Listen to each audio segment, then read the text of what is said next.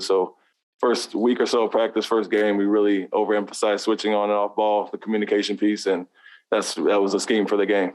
And guys like Rob and Al, that's going to be what your expectations are, what we saw, the way they're switching out onto guards? If we're in that coverage, so we'll go game to game, and obviously it'll be personnel based, but something that we've had them do for the last 4 days of practice and in the scrimmage to kind of implement that and get those guys used to that. Depends on the personnel. As you saw later in the game, we were getting hurt by it and took Ennis out of that. So it's definitely game by game plan, but that's one of our schemes for sure. Coach, we'll go to a Zoom question with Mark Murphy. Hi, Ime. Do you have a rough idea yet of how deep you want your rotation to go? Yeah, I mean, we have a great veteran group on the bench. Other than, our starters obviously bringing Dennis and Josh and some of those guys along, as well as the young guys. So we have a ton of quality players. It'll play itself out to some extent in training camp and preseason, but we feel comfortable with 10 to 12 of our guys. It's just a matter of, like I mentioned earlier, game by game scheme and coverage and who we're guarding and who we're playing. But we feel comfortable with 12. As I mentioned, it'll play itself out over these last 3 preseason games, last 2 weeks of training camp. And, we'll see where we get in the game. It's hard to play 12 guys, obviously, every night. And, 9, 10 is a more manageable number. And so that's where the competition lies and how they'll play in the games and what we're seeing in practice. Back to in-person question with Brian Robb. What, just after watching the film, did anything stick out to you more, either good or bad, just based on, what you'd already seen in real time there? Yeah, the good was the unselfishness, the pace they played with. They really worked hard at what we've been trying to put in the first few days of training camp and the scrimmages. So they were very unselfish. At times, it felt like too unselfish at the start of the game. I think we had some turnovers by passing up shots, but the pace was great.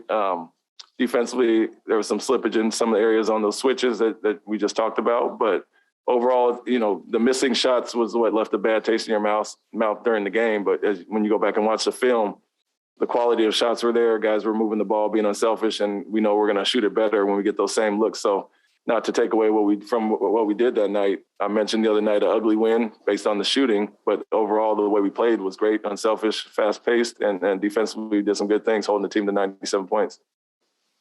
Gary Washburn. Hey, Ime, your first game as a head coach, one, are you good with not dressing up, or would you like the suit and boot for games?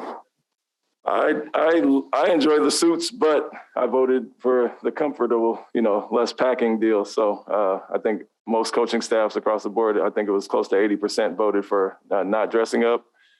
We saw what it was like in the bubble and then traveling last year. So I think it's just a comfort thing.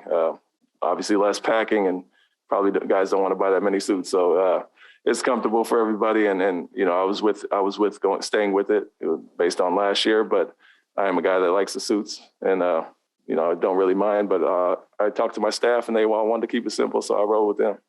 In your coaching style, do you have to develop that in terms of your first game? Basically, are you going to stand up the whole game? You sit down? Are you talking constantly back and forth to your assistants? Like, how will you develop that style? Because obviously, certain head coaches have different styles of how they coach. Yeah, I like to coach hands-on, on the fly, so to speak, in the games. Talked about adjustments in some of our schemes, so I got to be up there and be vocal with the players.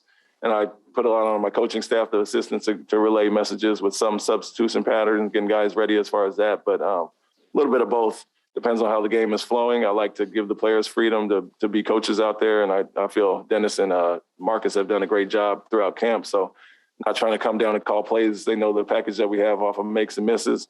I'll get up and, mention the coverage or call out a play if I have to. Finally, the working of officials, will you be a constant talker to officials trying to get calls, or are you only going to say something when you need to? Only when needed. I've stressed that to our team, and we got a little chippy out here today in practice, just, guys getting after it. And I said, let me bitch at the refs. You guys play through plays and move on to the next thing, and let me be the guy who complains to the ref. But that's not the team we want to be, and that's not who I am. So, I don't want the team to start crying about every call. I told them play through things from day one in camp.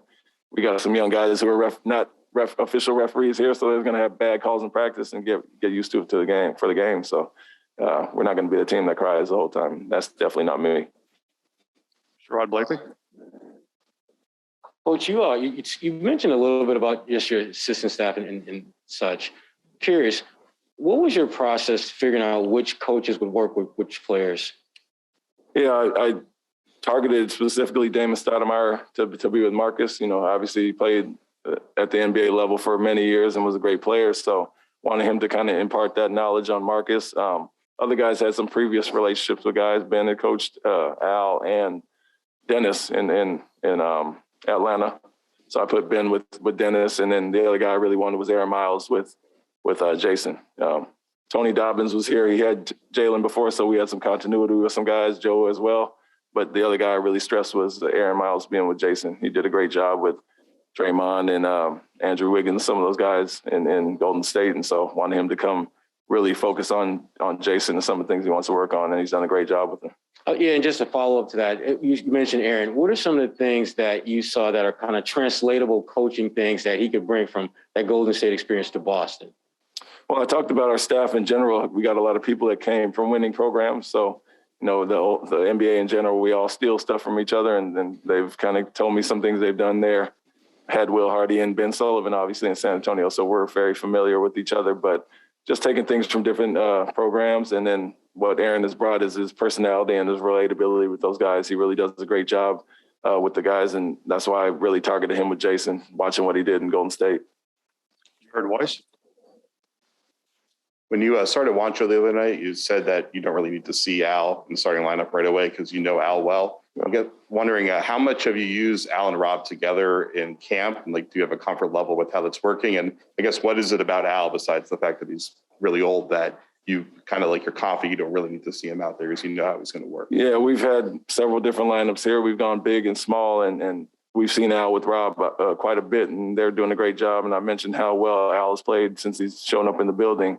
And so knowing what Al brings, it's more so seeing the young guys with those groups. And I talked about that a little bit, but, you know, we'll see Al out there in starting lineups as well in the preseason. But what I was more so saying was that we know what we have with Al. We've seen him in practice. We know the steady leadership he brings and what he brings, the contrasting style to some of our smaller four men. So we know that already as a matter of seeing the other guys there. And Al's been great from day one. I mentioned that. And it's almost like let's see other things because we know what Al's going to bring, the steady, leadership every night.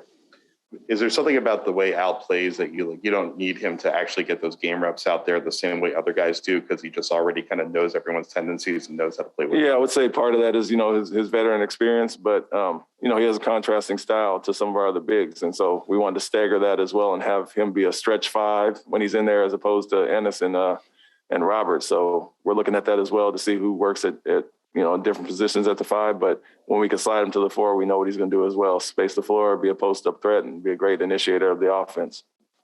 Last question is from Amanda Pflugrad. Hi, Ime. Aaron Nesmith got some early run with the starters. What stood out to you in his first preseason game and kind of the poise that he showed down the stretch?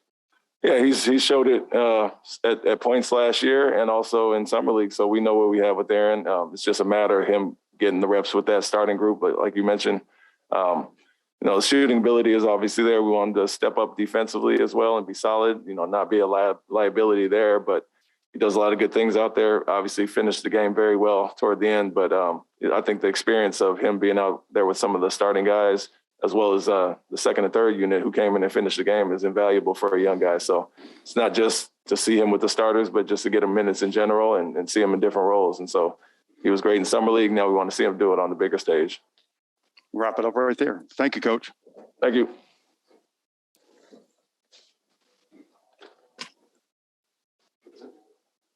Thank you.